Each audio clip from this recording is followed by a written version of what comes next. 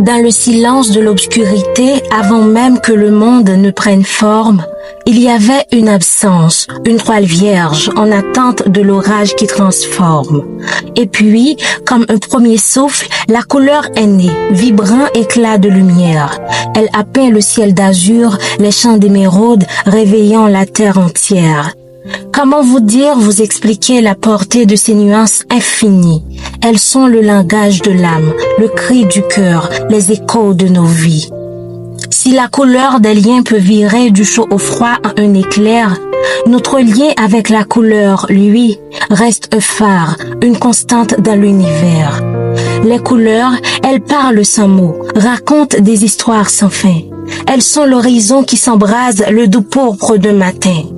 Elles sont la promesse d'un crépuscule, où le ciel se pare d'or et de sang.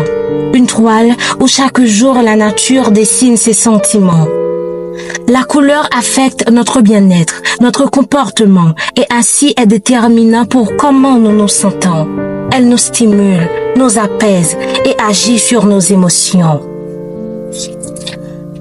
Voyez-vous, quand le bleu du ciel se marie avec le jaune du soleil, naît le vert de l'espérance sur lequel le monde ouvre ses merveilles. Mais quand ces amants se déchirent, refusant de s'entrelacer, leurs cœurs deviennent des terres arides, des déserts à jamais séparés. Les couleurs, c'est le visage de l'homme, un jour radieux ou une nuit d'orage. Elle change son manteau d'un geste, d'un regard, tourment au camouflage. Mais si l'on ose peindre notre vie, y verser notre palette entière, on pourrait alors danser sous la pluie plutôt que de se terrer dans l'ombre éphémère. Alors, je vous en prie, ne laissons pas nos jours se teinter de grisaille. Faisons jaillir les arcs-en-ciel même sous la pluie, même dans la bataille.